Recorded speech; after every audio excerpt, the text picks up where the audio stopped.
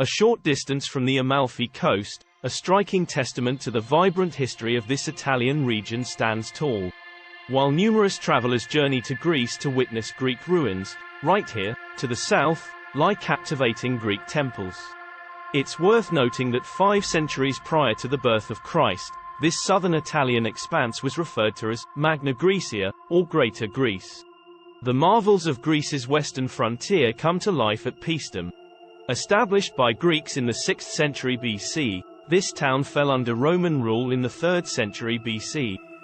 However, the ultimate conquerors of Paestum, the mosquitoes carrying malaria, left the site remarkably abandoned for nearly a millennium.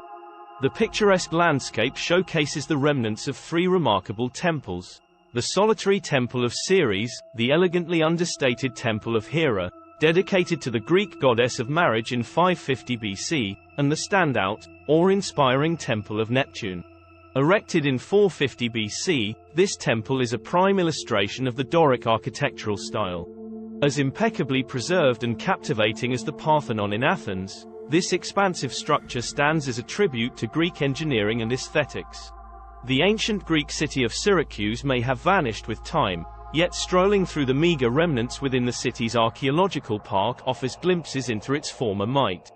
During its zenith around the 5th century BC, Greek Syracuse boasted a population comparable to its present-day figures, exceeding 100,000 inhabitants.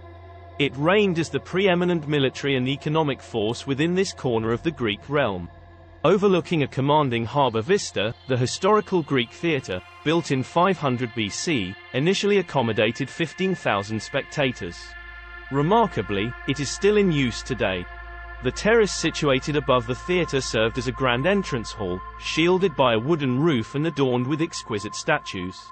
The waterfall constitutes a component of an aqueduct, an artificial subterranean river hewn out of rock, enabling freshwater to journey 15 miles from a mountain spring into the urban center. The stone utilized in the construction of ancient Syracuse was extracted directly from the location, employing captive prisoners of war. Presently, that quarry lies concealed beneath thriving foliage, and, although it's named the Garden of Paradise, its grounds hold somber recollections. While admiring these historic theaters and temples, it's simple to overlook the fact that the stones that brought him to life were quarried and transported by enslaved labor. During that era, numerous soldiers willingly faced death in battle, understanding that life as a prisoner of war or a slave was even more dire. The quarry resembled an immense subterranean internment camp, a nightmarish locale where slaves endured wretched existences while hewing stone. Contemplating the solitary standing stone tower, envision it as a column that once upheld the roof of an immense human-crafted cavern. This roof succumbed to an earthquake in 1693.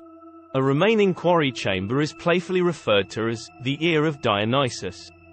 Upon entering, one can still observe the chisel marks that delineate its gradual carving from the uppermost layers across generations. A 2-hour journey brings us to the city of Agrigento and Sicily's most awe-inspiring ancient site. The ridgeline is adorned with Greek temples. Only a handful of majestic temples remain from ancient Agrigento. During the 5th century BC, Agrigento held the distinction of being the 3rd largest city in the Greek realm, following Athens and Syracuse, yet another city on the island of Sicily. The defensive wall, skillfully hewn from the hillside, stretched for 7 miles, providing security to a sprawling urban center. Reflecting on the fact that 2,500 years ago, 2 of the foremost cities in the Greek domain were located here in Sicily serves as another testament to the island's significance in antiquity.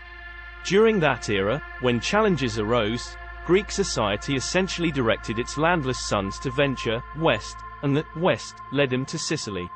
This was their realm of opportunity.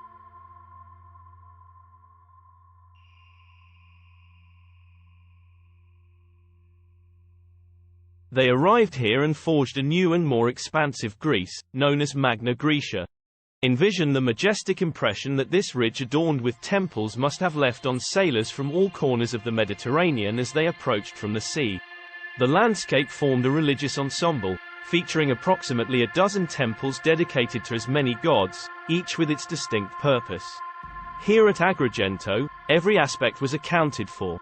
The Temple of Concordia stands as the best preserved. In keeping with the tradition of Greek temples, it adhered to a uniform layout, always facing east. Its architectural style is referred to as peripteral, signifying it is encircled by columns. Positioned on an elevated base with a set of steps, it houses an inner chamber known as the cella, reserved for priests and deities. The outer area was a gathering place for regular worshippers. Since there's a scarcity of marble in Sicily, temples were constructed using limestone. Each column was assembled from 4 drums, aligned with internal pegs and crowned with a capital. After the drums were stacked, grooves were carved into them, a process known as fluting. A layer of plaster was subsequently applied to create the appearance of marble. Ultimately, the temple's ornamental elements were adorned with vibrant hues. The colossal Temple of Zeus once graced this location.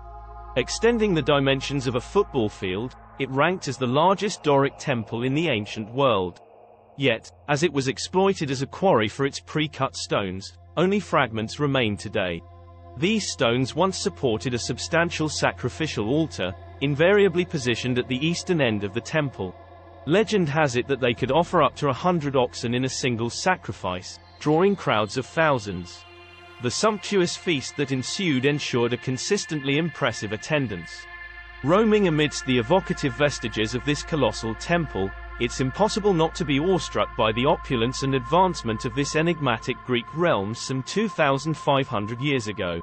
However, as history unfolded, the ancient Romans eventually took the reins from the ancient Greeks. That's all for today's video. We hope you enjoyed being part of some of the ancient history of Italy. Don't forget to subscribe to the channel for other interesting videos like this. Thanks.